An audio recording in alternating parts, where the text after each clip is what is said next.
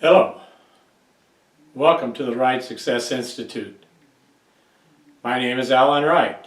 I'm the director of the Institute and professor of metaphysics here at WSI. I want to introduce you to my new podcast.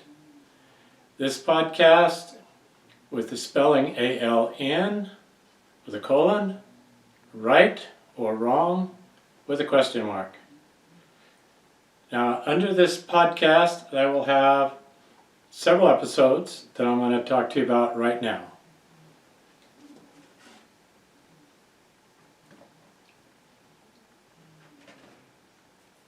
I choose to stand behind a podium and speak to you in somewhat an old-fashioned way.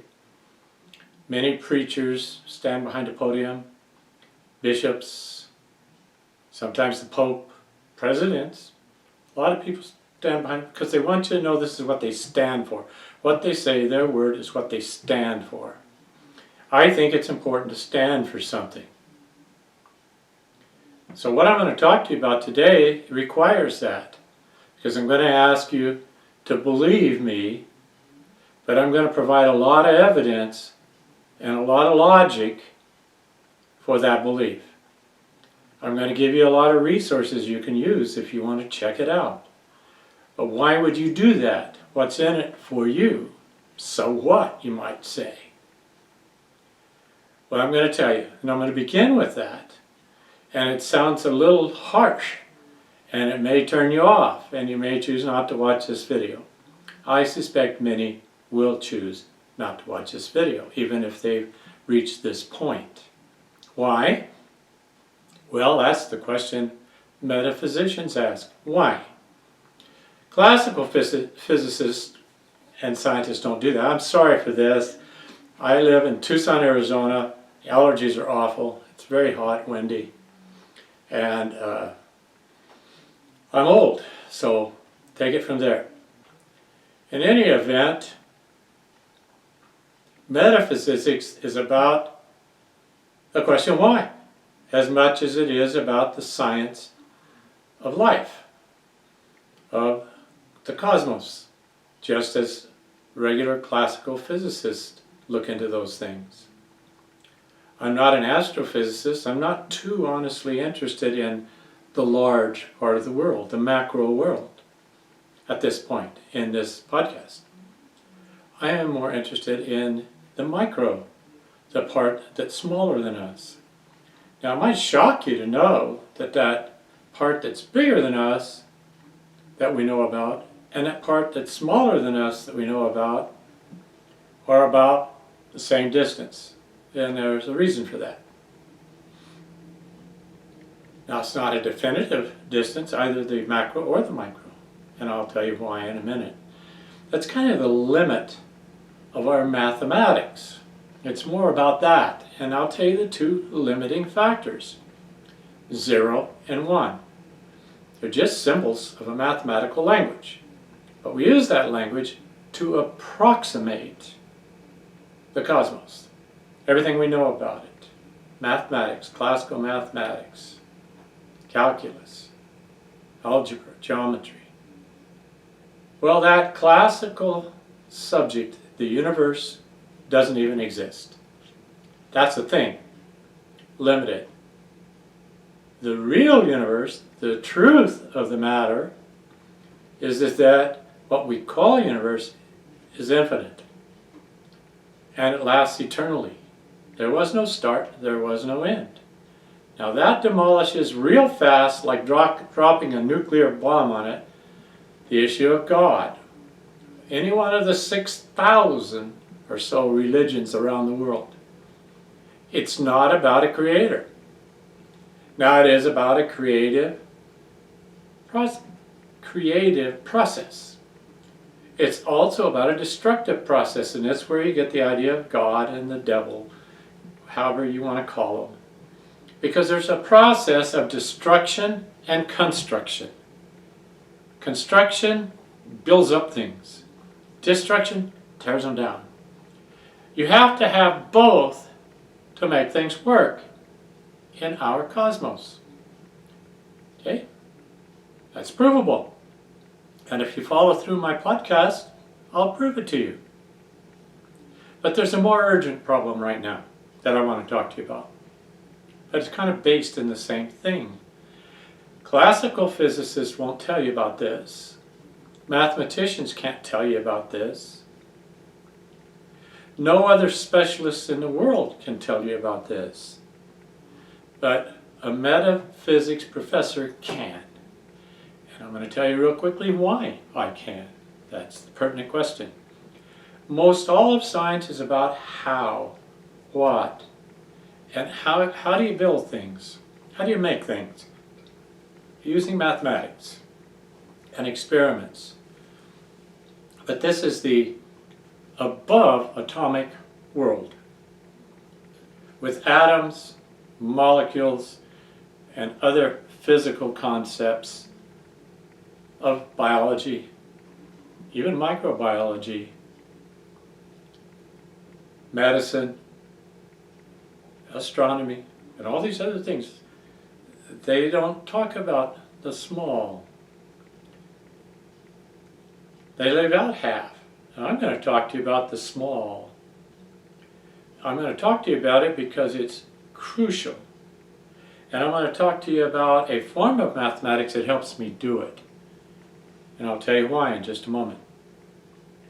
This book, called Eidomorphism, and I'm probably pronouncing it wrong. I haven't heard it, I've only read it. This is produced by an author that may or may not have actually written it, because a lot of these books about the subject ontological mathematics, people write it anonymously because we metaphysicians kind of have a bad reputation with the classical physicists or the scientists because we cross a bridge over into the why question, into philosophy. Now you may think philosophy is a joke. Well, it isn't. Boring, maybe, yes. In many cases. I sure didn't like most of my philosophy classes. I am a metaphysician because I know things those classical physicists, even the quantum physicists, don't know. I know things that doctors and lawyers and very many other type of specialists, no matter how highly and well-trained, highly educated and well-trained they are. They're specialists. Our civilization is based on specialists doing wonderful work, pragmatically, practically. Most people think a metaphysician, the subject of metaphysics, is not very practical. It's kind of just, somebody's ideas. Well, that's not the case. Our classical ancestors, evolutionarily speaking, developed myths, we call today, some of you prefer to call it religions, where they helped explain how they thought the world was created and how it worked and who was watching over it and causing things to happen, preventing bad things to happen. That's what they believed. But with the advent of the modern world and all that came with it, we've learned that most of those beliefs were myths. In fact, all of them. Now, scientists do the same thing, because whatever you may be thinking and whatever you think you were told, science is a belief. Is there mathematics behind it, logic behind it? Yes, practically speaking, but not in the deeper layers of reality. It can't go there. Now I'll tell you the main reason. 0 and 1 are just symbols. They don't exist. They represent the beginning and the end. Most of you that took any mathematics at all know that in the coordinate system there's a crossroads. And right at that crossroads is what mathematicians call 0, the 0 point. Okay, and over here on one side you get the negative numbers, and on the positive side you get the positive numbers. And it goes up and it goes down. Well, there's a very good use for that, and it measures waves. Now waves are the essence of everything, except what's a wave and where did it come from? That's what metaphysicians tell you, is how it got to be, what started the whole thing. Okay? Mathematicians can't tell you that.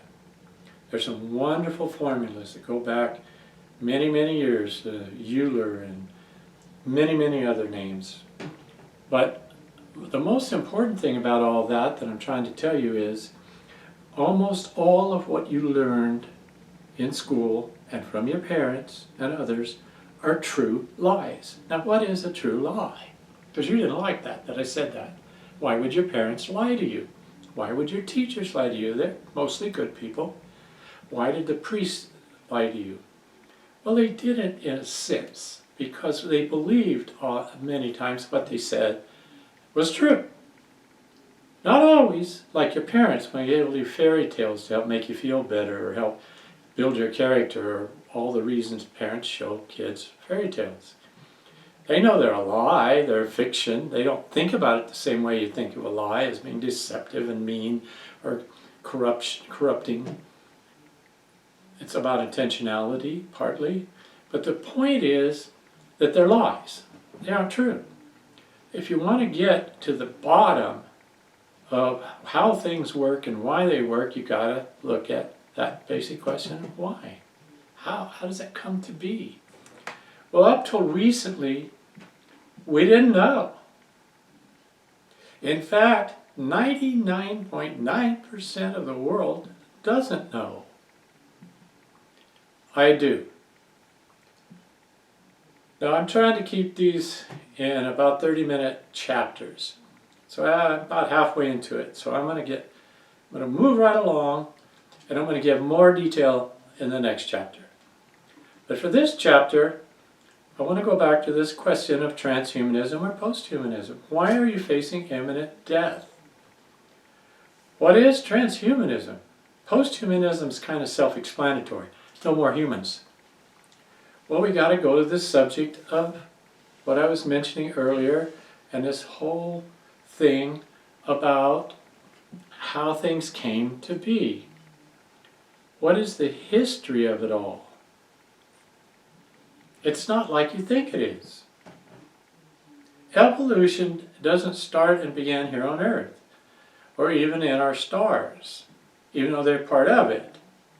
There's no start. There's no end. Well, how could that be?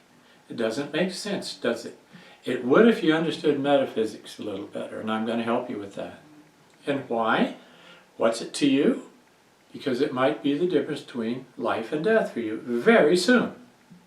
So I'm going to talk about that choice of life and death right now, and in the next chapter, I'm going to talk more about this detail of how this is coming to be through a process of cosmic evolution and devolution, because things are both constructive and destructive. It's a balance, but it's not an even balance. It's symmetrical, but sometimes that symmetry can be broken, and I'm going to tell you how and why. I know this. Nobody else knows this. It's hard to believe, I know. I sound like a raving maniac or lunatic or just a loudmouth or your crazy uncle or any combination of the above. But I promise you, I'm telling you the truth. Transhumanism is going on right now in our world, and it's at a very low level, but it's growing and it's accelerating at a rapid rate. And why?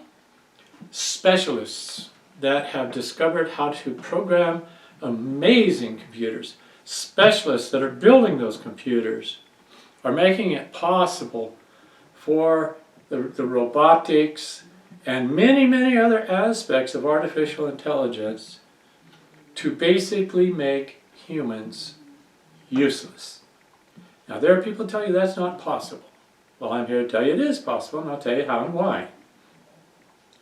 A very famous, well-known to most older people, statesman named Henry Kissinger. You can think of these world forums. He was always there. He was Secretary of State, one of our presidents. He held other high-level positions as counselors and consultants. Humongous consulting firm worldwide.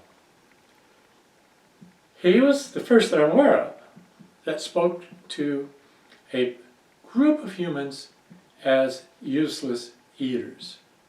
They weren't useful anymore.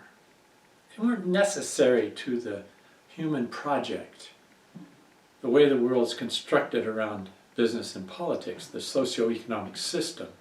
They're useless eaters. They eat, they use up energy. They pollute the world. They waste money, they waste energy. They think of these people here that way. This is the bottom half of the human pyramid. About half of the 8 billion people that survive on basically $3 or $4 a day. That's American dollar equivalents, or less. And they're not surviving very well now. But with the advent of AI, it's going to get much worse for those. Most of them are going to die. There's a reason. Because they're going to stop getting the philanthropy that's helping keep them alive now. Because of things the politicians have done over the last couple of hundred years to rob them of their resources, among many, many other things, that have caused this situation to develop. But AI is going to exasperate that because of this oxymoron, this thing called true lies, this thing called AI, because all intelligence is not artificial. None of it is. There's no such thing as artificial intelligence. No, not even your little virtual reality goggles and stuff to do your games and your TVs and all that. That's virtual, but it's not virtual reality. It's not intelligence. That's a different matter. Now these people are also endangered, the ones in red, and it's one of the reasons I wear red. I'm here to talk to these working class people that are doing a little better than survival, but you got to work every day to maintain that level and improve that level, hoping to become one of these folks up in the white or the blue, the upper middle class or the upper class with a higher standard of living. AI is going to end that. It's going to destroy those hopes for the most part of all these people. It's going to be wonderful for these people up here. Now it's still in the millions of people. Could even be 1 billion. But it's really based upon what about a dozen people decide. Hard to imagine, right?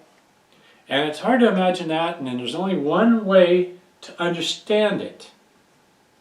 Those people either own outright or control through our amazing stock market system and stock corporations. That process makes it so that a very few, mostly men, control almost all the resources of this planet. Hard to believe. You think that's kind of a conspiracy theory thing. No, it's a fact. Know their names. You don't. These people are going to totally control AI, and I'll tell you why, and I'll give you a quick example. This is not about ChatGPT or any of these little outer parts and little improvements. This is a whole different thing.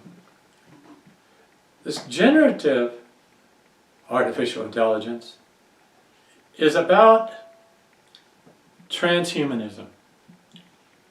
It's about taking all humanity, but just a part of that humanity, and giving you a choice of transhumanism or posthumanism. Go away or get with the program. Getting with the program means a hybridization of humans and machines. That's simple. Give you an example.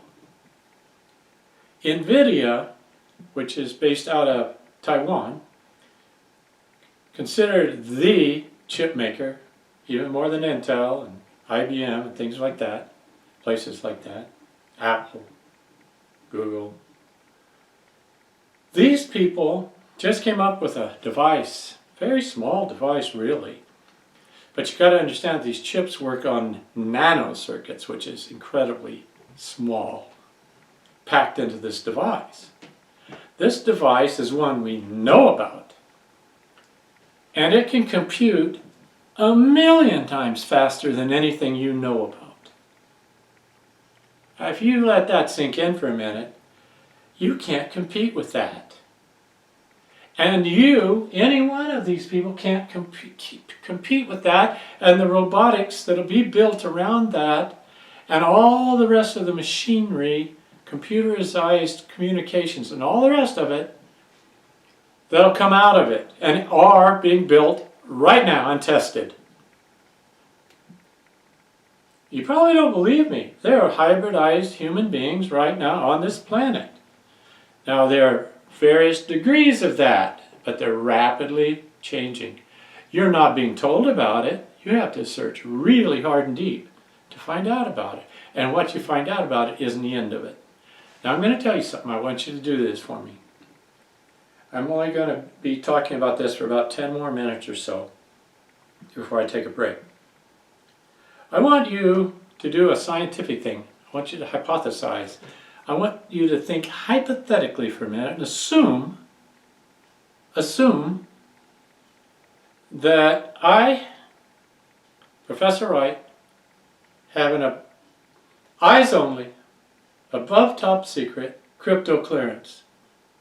Hypothetically. Now if I have one, I'm not supposed to talk to you about what I know, that I learned through that. If I hypothetically have one, I can tell you what I think I know hypothetically. I had a nice chance to talk with some folks a while back. There were lieutenant generals. One was former chief of staff of the Army. Another one was a former command, communication, and control officer for the Joint Chiefs of Staff. Another lieutenant general. And D. Hawk, the founder and the CEO emeritus of Visa, which became the Visa you all are familiar with, doing more than a trillion lines of business a day. Now, so what? I learned things from these people.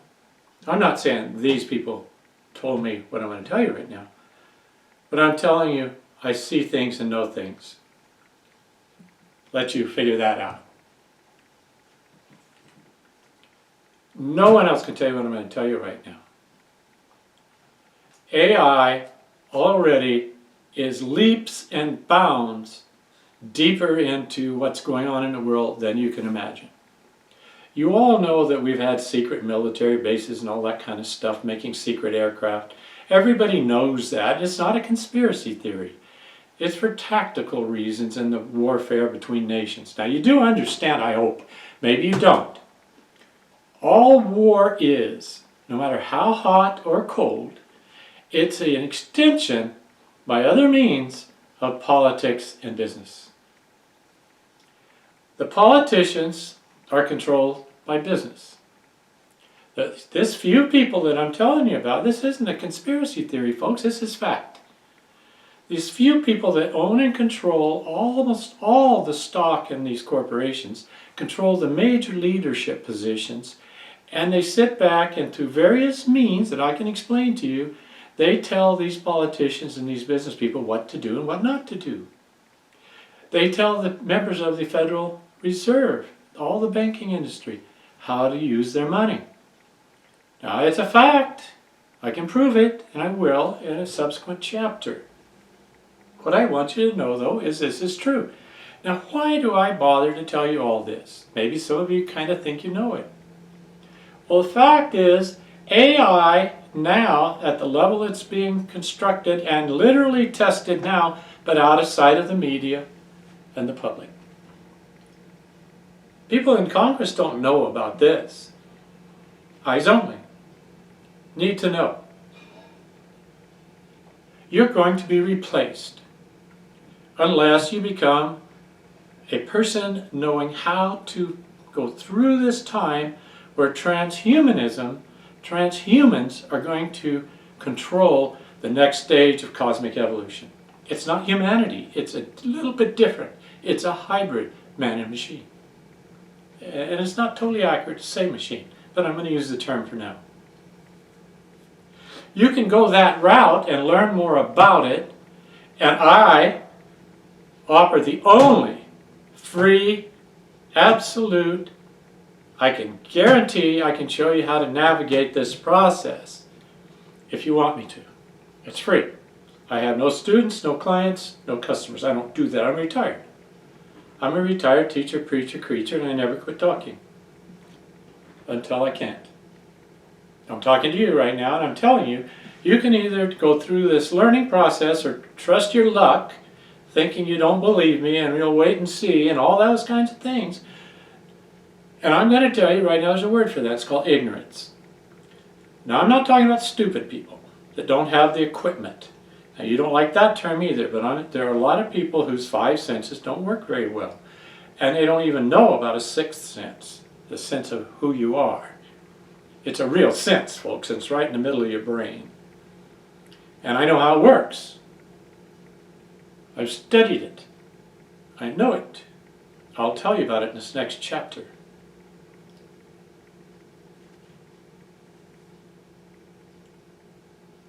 If you don't choose to go this way of learning more about this, and you choose ignorance, which literally means refusal to pay attention. It's not about not being able to. It's about just ignoring it, not paying any attention. If you can pay attention, you better do it. It's a life or death decision, for most. Posthumanism now has another dimension to it besides death. It can be what I call zombieism.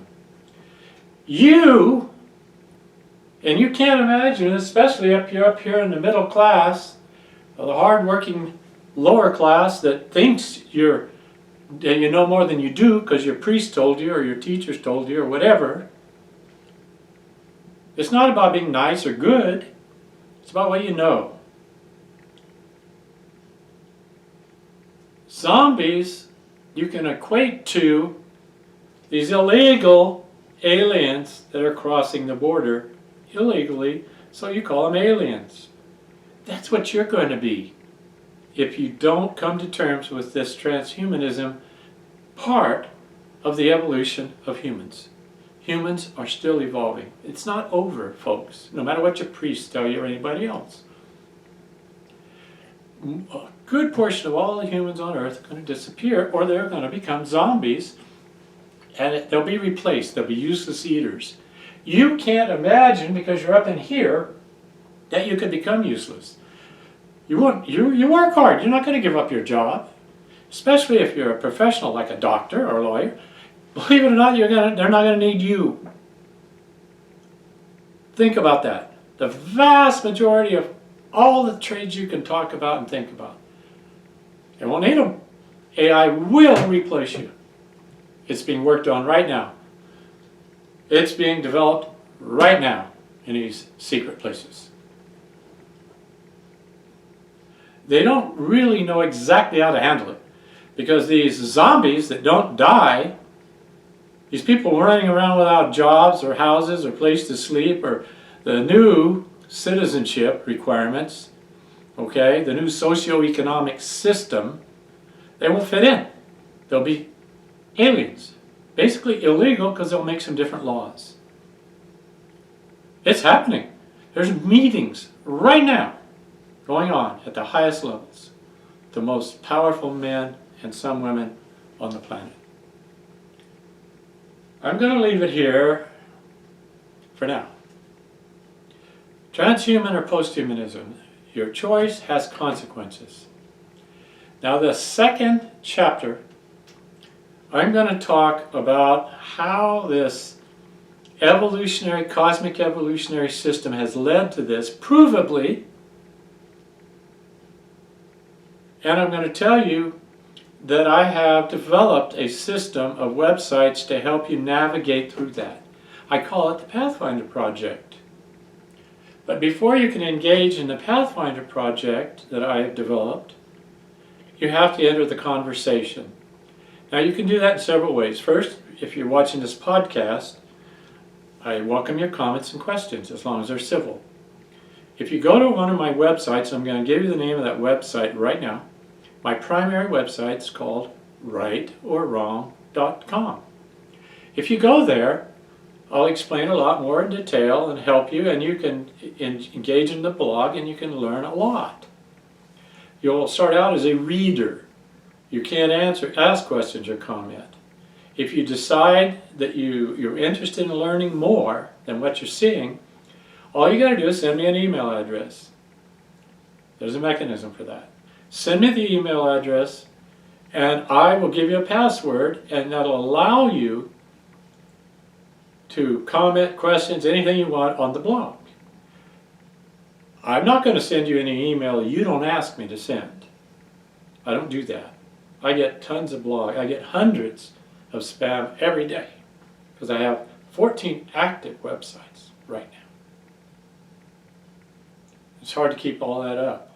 I'm old and tired. But I do it. Right now I've taken all my websites off the line until probably tomorrow, until I complete these podcasts. I don't want to, I'm going through a reorganization. I've got hundreds of videos and I'm reorganizing right now. This is urgent, folks.